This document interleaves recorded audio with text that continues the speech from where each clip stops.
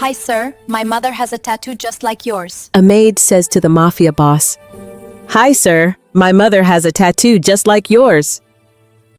But what happened next shocked everyone. The crystal chandeliers of Rose Bridge Estate cast fractured light across black marble floors as the underworld's elite carved up territories over aged whiskey worth more than most people's lives. But at table 7, a single sentence was about to ignite a war. "Excuse me, sir?" The young maid's voice barely rose above the murmur of dangerous men making deals that could bury cities. She approached the table where the Mafia boss sat, his tailored suit concealing weapons and secrets in equal measure. He didn't look up from the documents before him, but as she reached forward to pour water into his glass, his sleeve shifted, revealing the tattoo wrapped around his wrist, an intricate serpent coiled around a dagger, with a date beneath it, March 3rd, 2002. Her breath caught. Her hands trembled so violently, she nearly dropped the crystal pitcher. "Sir, I'm sorry to interrupt, but..." Her voice cracked. "I noticed your tattoo." His cold gray eyes, the kind that had ordered executions without blinking, finally met hers. "And?" "My mother..." She swallowed against the terror clawing up her throat. "My mother has the exact same one. Same serpent, same dagger, same date. She's had it for as long as I can remember." The Mafia boss froze. Not the calculated stillness of a predator, but the paralysis of a man who'd just seen a ghost. The entire room seemed to hold its breath. "What did you just say?" His voice dropped to a whisper that somehow cut through every other sound in the estate, a whisper that made grown men flinch. Duh. The maid's legs nearly gave out beneath her. "The tattoo. My mom, her name is Marina Clark.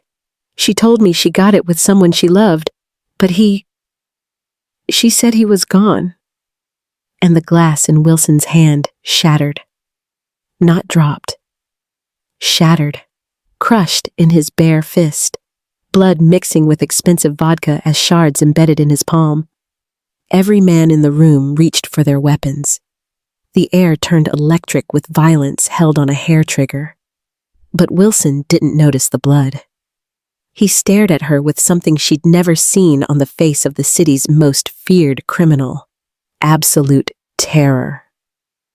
"That's impossible," he breathed, his face drained of all color. "Marina Vale died 23 years ago. I buried her. I watched them lower the casket." The maid, Joanna, felt tears burning her eyes. "Sir, I'm 23 years old." The room exploded into chaos. If you want to know how a single tattoo ripped open a Mafia boss's carefully buried past and revealed a daughter he never knew existed, a daughter someone tried to erase from history, don't go anywhere. Thank you for tuning in tonight. Where are you watching from, and what time is it there? I'd love to connect with you all. Help us make this story go viral. Like, share, and subscribe, and hit that notification bell, because what happens next will leave you speechless. This is a story about love, loss, betrayal, and the truth that some people would kill to keep buried. 4 hours earlier, Joanna Clark's alarm clock shrieked at 4 a.m., the same brutal awakening she'd endured every morning for the past 3 years. She slapped it silent and stared at the water-stained ceiling of her cramped apartment in the forgotten part of the city, a neighborhood where cops didn't patrol and ambulances arrived too late, if at all. This was a world away from Rose Bridge Estate, where she'd be serving dinner to men who could buy and sell her entire building without noticing the expense. In the next room, barely separated by a thin curtain hanging from a bent rod, her mother coughed. That deep, wet rattle that had been getting worse for months. The kind of cough that meant something serious, something expensive, something Joanna couldn't afford to fix. "Mom, you okay?" "I'm fine, baby." Marina's weak voice drifted back through the curtain. "Don't be late. You can't afford to lose this job." Joanna pulled on her maid's uniform, crisp black dress with white apron, the fabric carefully hand-washed the night before, because a trip to the laundromat meant choosing between clean clothes and dinner. She looked at herself in the cracked bathroom mirror, the only mirror in their apartment. 23 years old, and she looked exhausted. Dark circles carved into the hollows under her eyes, hands rough and red from bleach and scalding water, shoulders perpetually hunched from the weight of survival. But she forced a smile anyway. For Mom, she thought. Everything is for Mom. She tiptoed to her mother's side of the apartment. Marina lay on the second-hand mattress, thin as paper, her once vibrant dark hair now streaked with premature silver. But even wasted by sickness, even hollowed by poverty, her mother remained beautiful. Delicate features, elegant bones, eyes that still held traces of the woman she must have been before whatever had driven her into hiding. "You're working Rosebridge tonight?" Marina asked, her eyes brightening slightly despite the pain. "Yeah, big gathering. Wilson's hosting the entire organization." Joanna sat on the edge of the mattress, taking her mother's frail, cold hand. "Tips should be good if I don't mess up." Marina's gaze drifted to the window, where dawn hadn't yet broken the darkness. "Be careful around those men, Joanna. They're not like regular people." "I know, Mom. I keep my head down." Her mother's fingers absently traced the faded tattoo on her wrist. That serpent and dagger design Joanna had seen her entire life. She'd asked about it 1,000 times growing up. "It's from when I was young and stupid," her mother would always say with a sad, haunted smile. "From when I believed in things that don't exist." "Mom, you need to see a doctor about that cough." "Doctors cost money we don't have, sweetheart." Marina squeezed her daughter's hand with what little strength remained. "Last year's ER visit nearly destroyed us. I just need rest." But Joanna knew better. Her mother needed treatment, real treatment, the kind that required insurance they couldn't afford and medications that cost more than their rent. The math was brutal and simple. Joanna made $12 an hour plus tips, working 75 hours a week between Rosebridge Estate and her morning shift washing dishes at a diner across town. Rent was $950 for this shoebox. Utilities, food, her mother's basic medications. It all added up to barely surviving, month after month, crisis after crisis. She'd dropped out of community college 2 years ago when her mother collapsed at the grocery store. The dream of becoming a teacher, of having a real career, felt like a fairy tale from someone else's life. "I'll pick up more shifts," Joanna said, kissing her mother's fevered forehead. "Maybe Mr. Chen needs help at the restaurant, or—" "No." Marina's voice turned sharp, the way it used to when Joanna was a child testing boundaries. "You're already killing yourself. I won't let you sacrifice any more for me." Too late, Joanna thought. I'd sacrifice everything. Meanwhile, across the city, Nod Wilson stood in the private study of Rosebridge Estate, looking out floor-to-ceiling windows at the sprawling grounds below. Manicured gardens, armed guards patrolling the perimeter, gates that kept the world out and his empire in.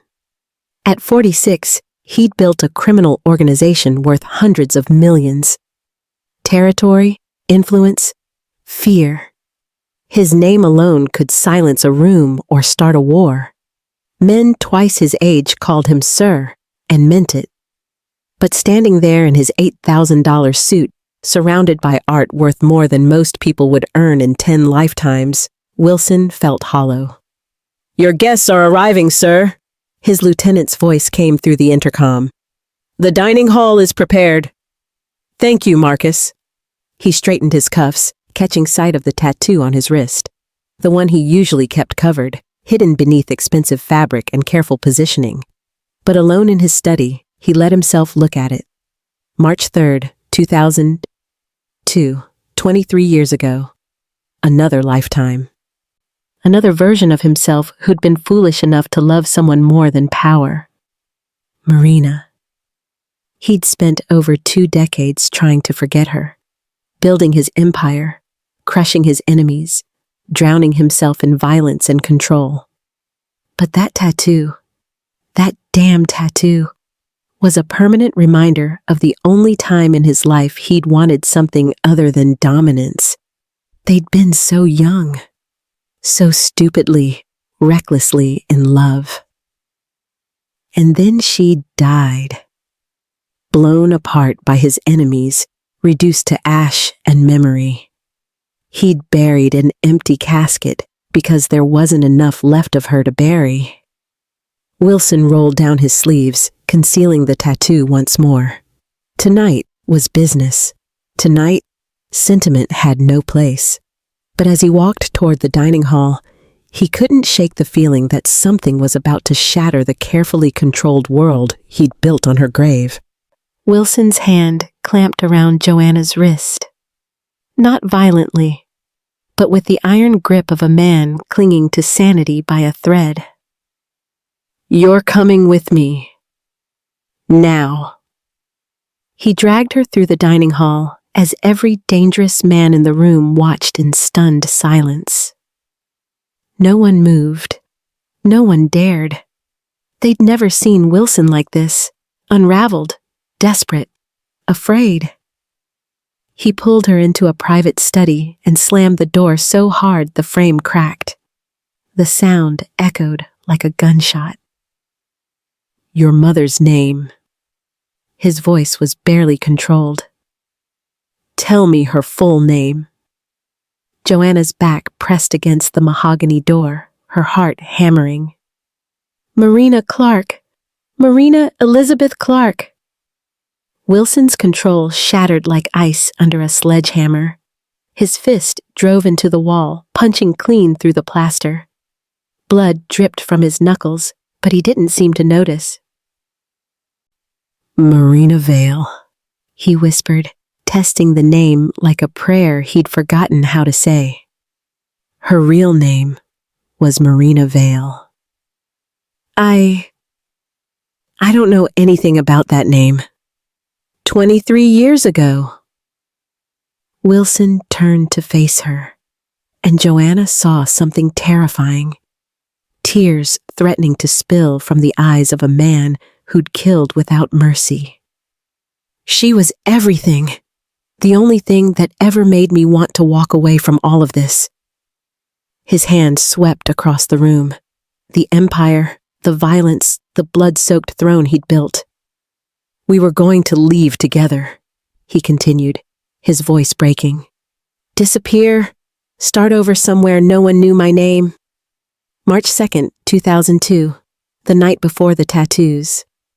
Marina laughing in his arms, her hair spilling across cheap motel pillows. "Tomorrow, we get the tattoos. Tomorrow, we make it real. Then we run, and we never look back."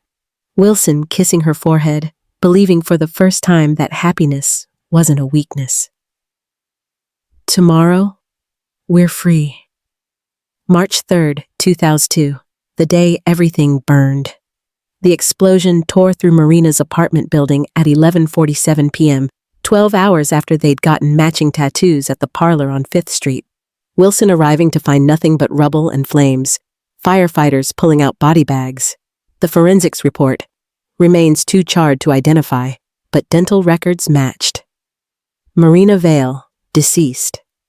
The funeral. Wilson standing alone in the rain, staring at a casket he knew held someone else's bones, but burying her anyway because the alternative, that she was ash scattered in the wind, was unbearable. Wilson's eyes focused back on Joanna, standing terrified before him. "But you're here." His voice turned razor sharp. You're 23. Which means... I don't understand what's happening, Joanna whispered. It means your mother didn't die. Wilson's jaw clenched. It means she ran. It means she let me believe she was dead for over 2 decades. He crossed the room in 2 strides, grabbed his phone, and barked orders. Marcus, I need a full background check. Marina Clark. Current address. Employment history. Medical records. Everything. I want it in 1 hour. He hung up and turned back to Joanna, his expression shifting between rage and desperate hope. Where is she? I'm not telling you anything until... Where is she? The roar shook the walls. Joanna's voice came out small, broken. She's dying. She has maybe 6 months if we can't afford treatment. Wilson's face crumbled. 23 years of carefully constructed armor shattered by 6 words. Get out, he said quietly. What? Get out. Go home. Lock your door. Don't go anywhere until I contact you. Joanna fled, her mind screaming with questions she couldn't begin to answer. Behind her, Wilson collapsed into his chair, staring at the tattoo on his wrist, the ghost that had just clawed its way back from the grave. Joanna burst through the apartment door at 2:47 a.m., her hands still shaking from the encounter. Marina was awake, propped against pillows, that horrible cough tearing through her chest. Baby, you're home early. Marina's words dissolved into another fit of coughing, violent enough to double her over. Joanna rushed to her side, holding a glass of water to her mother's lips. As Marina reached for it, her sleeve fell back, exposing the tattoo, the serpent, the dagger, the date. Joanna's heart stopped. While her mother recovered, she quickly snapped a photo with her phone, then pulled up the image she'd mentally burned into her memory. Wilson's wrist as his sleeve had shifted. Side by side on her screen. Identical. Not similar. Identical. Every curve of the serpent scales, every angle of the blade, even the font of the date matched perfectly. What happened tonight? Marina asked weakly, pulling her sleeve down with trembling fingers. Why are you looking at me like that? Joanna's mouth went dry. Mom, I need to ask you something, and I need the truth. Marina's eyes widened with a mother's instinct for danger. Do you know someone named Wilson? The glass slipped from Marina's hand, water soaking into the threadbare sheets. Her face drained of what little color remained, her breathing turning rapid and shallow. Did he see you? Marina's voice cracked with pure terror. Did you speak to him? Joanna, tell me you didn't. His tattoo, Mom. It's exactly the same as yours. Exactly. The same date. March 3rd, 2002. That's 23 years ago. I'm 23 years old. Marina tried to stand, swayed, collapsed back onto the mattress. You have to stay away from that man. You have to promise me. Who is he? Joanna's voice rose. Why do you have matching tattoos? Why are you so terrified? I can't. Marina's hands clutched at her chest, panic worse than any coughing fit. If he knows about you, if he finds us, he already knows. He demanded your name, Mom. He knows you're alive. Marina's sob was wounded, animal. No, no, no, no. I kept you safe. I kept you hidden. Hidden from what? From who? But Marina turned her face to the wall, shutting down completely, her body curling into itself like she could disappear into the mattress. Across the city, Wilson stood in his study as Marcus entered with a tablet, his expression grim. "Sir, you need to see this." Wilson grabbed the device, scanning the report with predatory focus. Subject: Marina Elizabeth Clark, née Vale. Current status: alive, residing at 247 Hawthorne, Apt 3B. Employment: none. Disability: medical. Stage 3. Illness: untreated identity. Change: March 15, 2002. All prior records sealed, erased. Wilson's finger stopped on one line. Daughter: Joanna Marie Clark, DOB, December 8, 2002. His world tilted. "The explosion," Marcus said quietly. "Our investigators found evidence it was staged. Someone wiped her existence from every database, got her new papers, relocated her." Wilson did the math in seconds. March 2002, they got the tattoos. Marina disappeared. December 2002, Joanna was born, 9 months. She was pregnant. The words felt like broken glass in his throat. "Marina was carrying my child when she vanished." "It appears so, sir." Wilson's hands began to shake. The hands that had never trembled while signing death warrants, while pulling triggers, while building an empire on blood. "She didn't run from me," he whispered. "She ran to protect our daughter." The question that followed was colder, sharper. "Who made her run?" The pounding on the door came at dawn, hard, relentless, the kind of knocking that meant violence. Joanna jerked awake on the couch, her heart exploding into panic. Through the peephole, she saw them. 4 men in dark suits, guns visible beneath their jackets. And Wilson, standing at the center like a storm about to break. "Mom, don't come out!" Joanna started, but Marina was already stumbling from behind the curtain, her face ghost white. "It's him," Marina whispered. "Oh God, it's him!" The pounding came again. "Open the door, Joanna. I'm not here to hurt you." But the guns told a different story. Joanna's hands shook as she unlocked the deadbolt. The door swung open, and Wilson stood there, his eyes sweeping past her, searching. Until they found Marina. Time stopped. 23 years collapsed into a single moment. Marina swayed on her feet, one hand clutching the wall for support, the other pressed to her mouth as a sob tried to escape. Wilson's face shattered. Every carefully constructed wall, every piece of armor he'd built, gone. He fell to his knees on the threshold. "You lived," he whispered, his voice breaking completely. "You lived, and you hid from me." Marina's legs gave out. She slid down the wall, landing in a heap of trembling limbs and tears.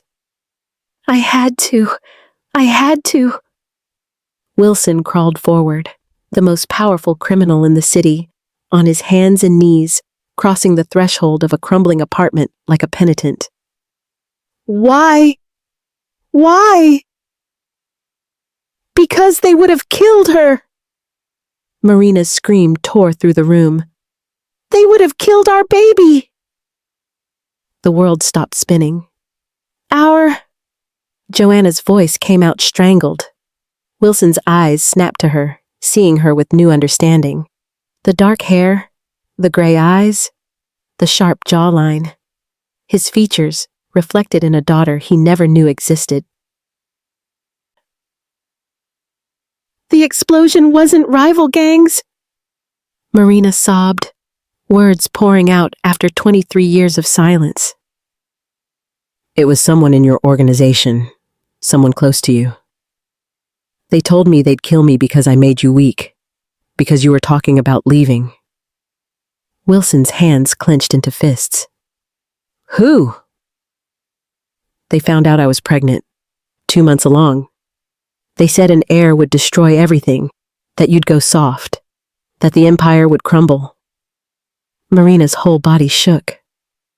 They staged the explosion. They gave me a choice: disappear completely or die for real. And they promised if I ever contacted you, they'd finish what they started. Give me a name. Wilson's voice turned to steel and murder. I can't. If I tell you, he'll know. He'll come for Joanna. He has eyes everywhere, even in your inner circle. I don't care. Give me his name. No! Marina's scream was primal. I won't let you make her a target. I spent 23 years keeping her alive, keeping her hidden, and I won't. I'm your daughter? Joanna's voice cut through the chaos, small and shattered. Wilson turned to her, standing slowly. Yes. My whole life. Joanna staggered backward. Everything Mom told me, the stories about my father dying before I was born, all lies? Lies to keep you alive, Marina whispered. Wilson took a step toward Joanna, his hand outstretched. I didn't know. I swear to you, I didn't know. Joanna looked at his hand, the tattooed wrist, the evidence of a love that had created her, and felt her reality disintegrating. Someone wanted me dead before I was even born. Her voice went hollow. Someone still wants me dead.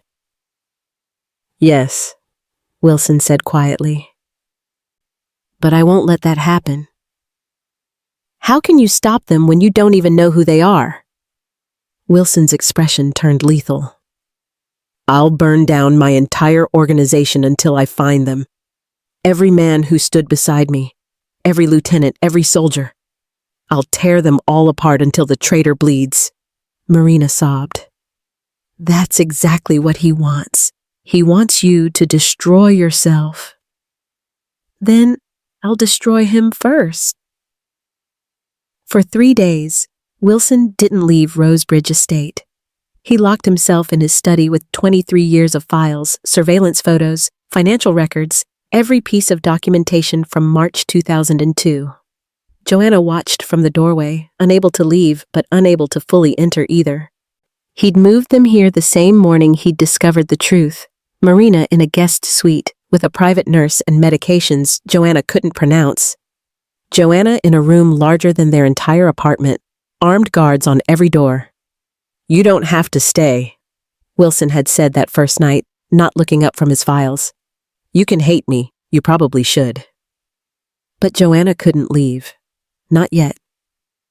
Part of her was terrified of him, this man whose name made hardened criminals flinch, whose empire was built on violence and fear.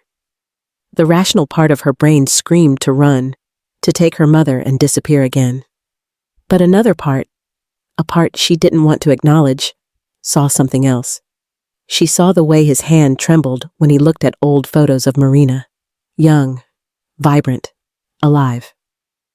She saw how he'd personally carried her mother up the stairs when Marina was too weak to walk. She saw him sitting outside Marina's room at 3 a.m., just watching her sleep through the cracked door, like he was afraid she'd vanish again if he looked away. Beneath the violence and power, there was a broken man who'd spent 23 years mourning a ghost. Did you love her? Joanna asked one night, finally stepping into the study. Wilson's pen stopped mid-notation. More than I loved my own life. Then why did you stay in this world? Why didn't you leave before? Because I was a coward. He set down the pen, meeting her eyes. I thought I could have both, the power and the girl. I was too arrogant to see that men like me don't get happy endings. Men like you, Joanna repeated. You mean criminals? I mean monsters. No defensiveness, just acknowledgement. I've done things that would make you sick. Things I can never take back. So why should I believe you'll protect us now? Wilson stood, crossing to where she stood. Because protecting you is the only decent thing I've done in decades. And if I fail... His jaw clenched. Then I deserve whatever hell is waiting for me. Marcus Vero entered the study the next morning with a tablet, his expression carefully neutral. Sir, I've compiled the interrogation reports from your former lieutenants. Most of them remember nothing useful from 2002, but... Wilson's eyes narrowed on a detail in the financial records. Marcus, you handled the funeral arrangements for Marina, didn't you? Yes, sir. You weren't in any state to... And you arranged the identity paperwork for several witnesses we relocated that year. Marcus's face remained impassive. Standard protocol for witness protection. But Wilson's hand had already moved to the gun in his desk drawer. You also had access to the safe house locations, the escape routes, the contingency plans I'd made for Marina and me to disappear. The room turned to ice.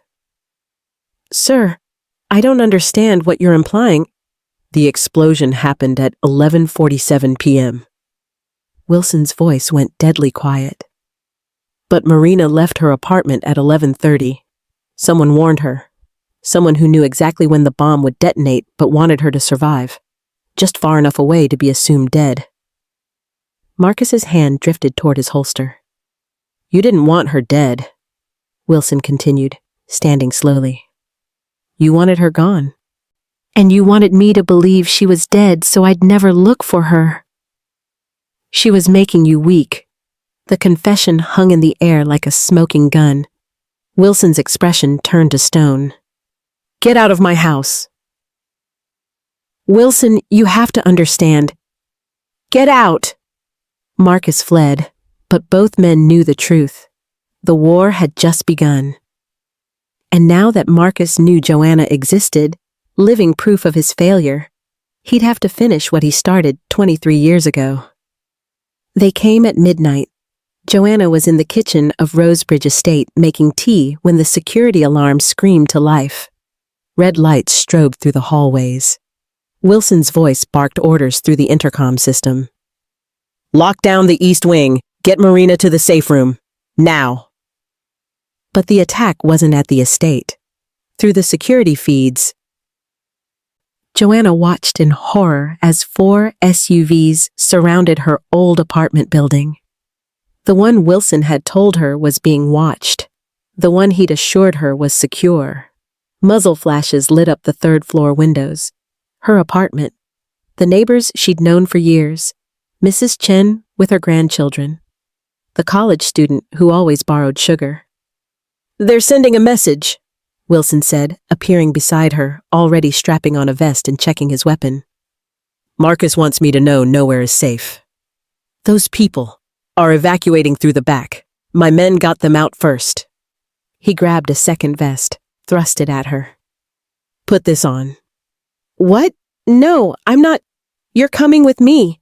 Marcus knows you're here. If we leave you behind, he'll send a second team. Wilson's eyes were cold, tactical. Stay close, stay low, and do exactly what I say. The apartment building was a war zone. Gunfire echoed through stairwells as Wilson's men engaged Marcus's team floor by floor. Joanna pressed against the wall, the vest heavy and suffocating, her heart hammering so hard she thought it would crack her ribs. Wilson moved like death itself. Smooth, precise, lethal. 3 of Marcus's men went down before they knew he was there. Third floor clear, one of Wilson's soldiers reported through the radio. But sir, they've barricaded themselves in the target apartment. They have explosives. Joanna's blood turned to ice. They're going to blow it up, just like they did to my mother. Not this time. Wilson signaled his men forward. Breaching in 3, 2. The door exploded inward. Chaos erupted. Gunfire, smoke, screaming. Joanna caught glimpses through the doorway. Her old couch shredded by bullets, the curtain that separated the rooms on fire. Men in tactical gear destroying what little she'd called home. Wilson charged in, and Joanna, against every instinct, followed. She found her mother's mattress soaked in gasoline, photographs torn and scattered. Her entire life marked for erasure. Again. They wanted to erase every trace, she whispered. Joanna, get down! Wilson's shout came a heartbeat too late. She turned and saw the gunman in the closet, Marcus's final failsafe, waiting in ambush. His weapon rose, the barrel aimed directly at her chest. Wilson threw himself between them. The gunshot was deafening. Wilson's body jerked backward, blood blooming across his shoulder. He fired twice in return. Both shots center mass. The gunman dropped. But Wilson was falling. No! No! No! Joanna caught him, his weight dragging them both to the floor. Blood poured between her fingers as she pressed against the wound. Don't you dare! Don't you dare leave me now! Wilson's face had gone gray, but his eyes focused on hers. You're safe. That's all that matters. You're my father. The word ripped out of her like a confession. I just found you. You don't get to die. His hand found hers, squeezing weakly. Not planning on it. Wilson's men swarmed the room, medics dropping beside them. Someone was shouting about blood loss, about emergency surgery. But Joanna couldn't hear anything except the ragged sound of Wilson's breathing. On the street below, Marcus watched through binoculars as they carried Wilson out on a stretcher. I should have killed her the first time, he muttered, lowering the binoculars. His lieutenant stood beside him, waiting for orders. Sir? Marcus's expression turned cold, final. I won't fail again. If Wilson survives, he'll come for me with everything he has. So we end this before he recovers. Target? The girl. She's the weakness. Kill her, and Wilson will have nothing left to fight for. He disappeared into the night, leaving behind smoking ruins and a promise written in blood. The surgery took 9 hours. Joanna sat in the private wing of St. Catherine's Hospital, the wing Wilson owned through shell companies, where doctors didn't ask questions and guards stood at every entrance. Marina slept in a chair beside her, finally sedated enough to rest.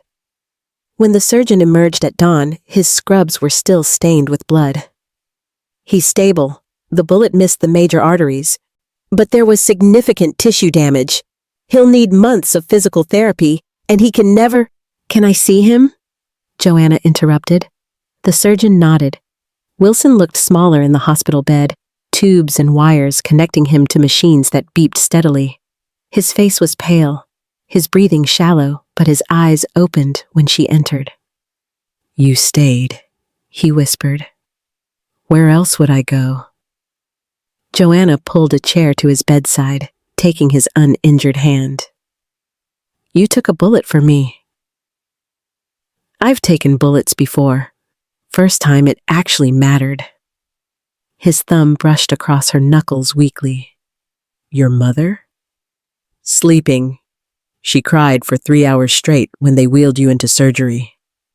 Something flickered in Wilson's eyes, pain that had nothing to do with the gunshot wound. 23 years I could have had with her, with you. And Marcus stole every single day. Then let's make sure he doesn't steal anymore. Wilson's expression hardened. He reached for the phone on the bedside table, wincing as the movement pulled his stitches. He made 3 calls, each one brief, each one deadly. Initiate Protocol Omega. Every lieutenant, every soldier, every man who's been with me since 2002, detain them. I want full audits, surveillance records, financial statements. Anyone who knew Marcus, anyone who covered for him, anyone who helped him, they're done. By nightfall, Wilson's organization was in civil war. Joanna watched through the hospital room window as men in suits came and went, bringing reports, asking for orders, looking at their boss with something between fear and respect. "You're tearing apart everything you built," she said quietly, "and I built it on a lie." Wilson's voice was rough. "I built it thinking I had nothing left to lose. But I was wrong." He looked at her, really looked at her, his daughter, the piece of him he never knew existed. "You're what matters now." They brought Marcus in chains 4 days later. Wilson was sitting up by then, still pale but steady. His men dragged Marcus into the hospital room and forced him to his knees. Marcus's face was bruised, his expensive suit torn and bloodied, but his eyes still held defiance. "You won't kill me," Marcus spat. "You need me. I know where every body is buried, every deal, I don't need anything from you anymore." Wilson's voice was ice. "But this isn't my decision to make." He turned to Joanna, who'd been standing silently by the window. "He tried to kill your mother. He tried to kill you. He stole 23 years from all of us." Wilson's eyes locked on hers. "Revenge? Or justice?" Joanna stared at Marcus, this man who'd terrorized her mother, who'd destroyed her family before she was even born, who'd pulled a trigger aimed at her heart. Part of her wanted him dead, wanted to watch Wilson put a bullet between his eyes. But the larger part, the part that had watched her mother struggle with poverty and fear, the part that had seen too much violence in 1 week, knew better. "Justice," she said firmly. "Real justice. Not your kind." Wilson's eyebrow raised. "Meaning?" "Turn him over to the FBI. Give them everything. The murders, the money laundering, the corruption. Let him rot in a cell for the rest of his life knowing he failed." Marcus's face went white. "You can't. The FBI will dismantle everything you built?" "Good." Joanna stepped closer, looking down at him. "You wanted my mother erased. You wanted me dead. Instead, we survived. And now the world will know exactly what kind of monster you are." Wilson stared at his daughter with something like awe. "You're stronger than I ever was," he said quietly. 2 hours later, federal agents swarmed the hospital. Marcus was dragged away screaming, and Wilson handed over 3 decades of evidence that would topple criminal empires across 3 states. Joanna watched from the window as Marcus disappeared into a black SUV, finally understanding. Revenge would have made her like him. Justice made her free. Marina's first chemotherapy session fell on a Tuesday. Wilson sat beside her in the private treatment suite, holding her hand as poison dripped into her veins to kill the disease eating her alive.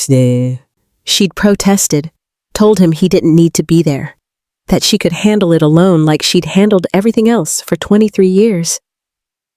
But he'd simply taken the chair beside her and refused to leave. "You shouldn't have to do this alone anymore," he'd said quietly. "You never should have had to." Marina's eyes filled with tears. "I was so scared back then, when Marcus told me about the bomb, when he showed me the photos of what they'd do to the baby if I didn't disappear. I couldn't think straight. I just ran." "He took advantage of you, of us both." Wilson's thumb traced circles on her palm. "I should have protected you better." "You didn't know? I should have known someone in my organization was a threat. I should have seen Marcus for what he was." His voice cracked. "I failed you." Marina squeezed his hand with what little strength she had. "We both lost, Nod. But maybe we can find something again. Not what we had, that's gone. But something new. Wilson looked at the woman he'd loved, aged by hardship and illness, still beautiful in ways that had nothing to do with appearance. I'd like that, he whispered. Joanna started visiting Rosebridge Estate on weekends. At first, she came reluctantly, still uncomfortable with the opulence, with the armed guards, with the reality of who her father was. But slowly, the estate became less foreign. Wilson taught her about the legitimate businesses he'd kept separate from his criminal empire, the real estate holdings, the investment portfolios, the charitable foundations he'd funded anonymously for years. After your mother died, I didn't care about the money anymore, he explained one afternoon in his study. I built the fortune because I had nothing else to do with my rage, but I made sure some of it went to good causes. Scholarships for kids from broken homes, medical research, domestic violence shelters. Joanna looked at him with new understanding. You were trying to save people you couldn't save her. Something like that. She explored the grounds, the gardens Marina had once walked in during stolen afternoons 24 years ago.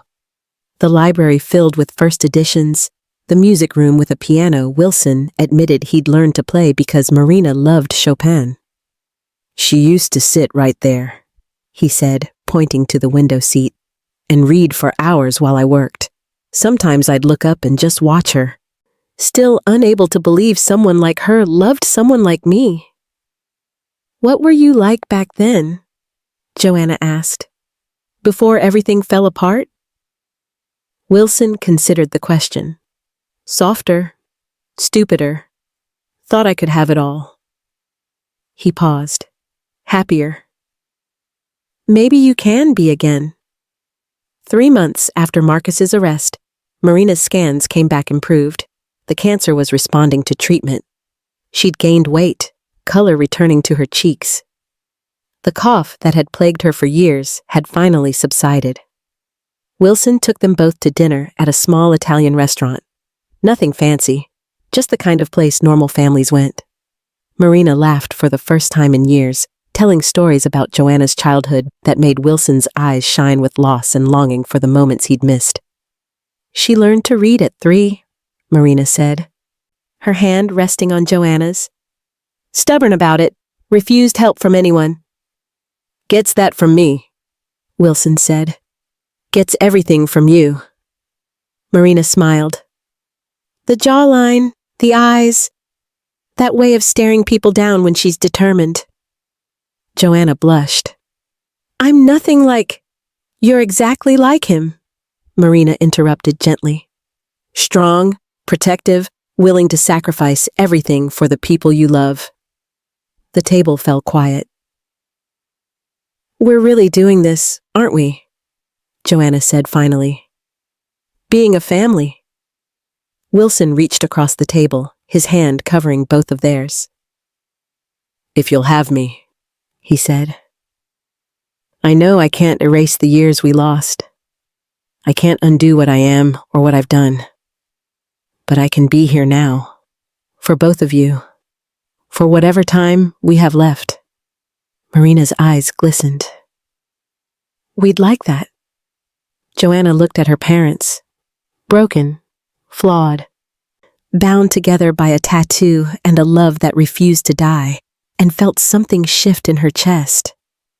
Not forgiveness yet, not completely, but the beginning of it. Yeah, she whispered.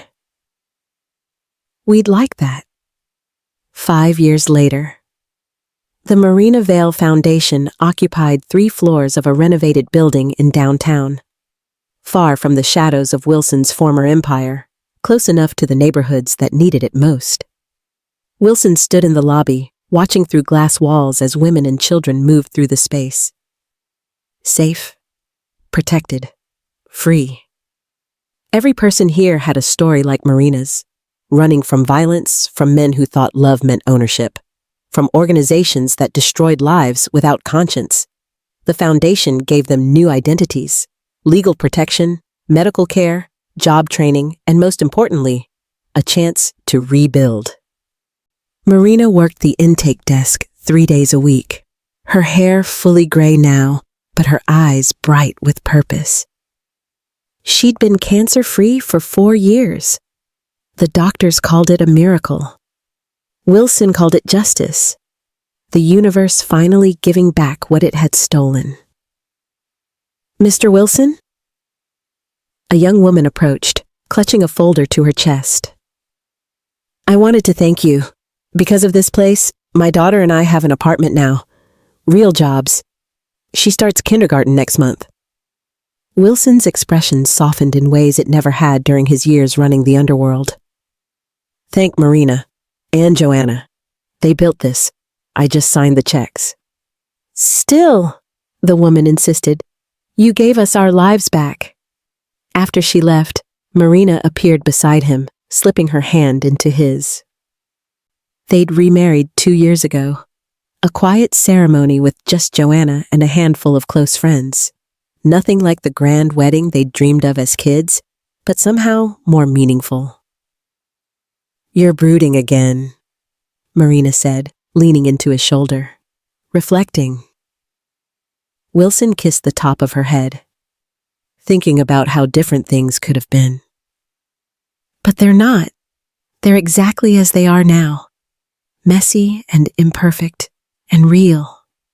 She squeezed his hand. "And I wouldn't change it." He looked down at their intertwined fingers, at the faded tattoos on both their wrists, the serpent and dagger that had once marked a doomed love story, now symbols of survival and second chances. "Neither would I," he admitted. Upstairs, Joanna stood in her office, reviewing grant applications. At 28, she'd finished her degree in social work and now served as the foundation's director. The walls were covered with photos. Women who'd graduated from the program, children who were thriving, families rebuilt from ruins. One photo sat on her desk in a silver frame. Wilson, Marina, and Joanna at the foundation's grand opening. All 3 of them smiling, tentative but genuine. Her phone buzzed with a reminder. Board meeting, 4 p.m. She gathered her files and headed for the conference room, passing Wilson in the hallway. He'd let his hair go silver, traded his designer suits for simple button-downs. He looked younger somehow, lighter, like he'd finally put down a weight he'd carried for decades. "The new shelter is opening next month," Joanna said, falling into step beside him. "We're at capacity already, 40 families waiting for placement. We'll open a second location." Wilson's response was immediate. "Whatever it takes." "Dad?" Joanna stopped walking. The word still felt new on her tongue, even after 5 years. "You've already donated millions. You don't have to. I have to do exactly this." His voice was firm. "This is what the money should have been used for all along. This is what matters." They reached the conference room where the board waited.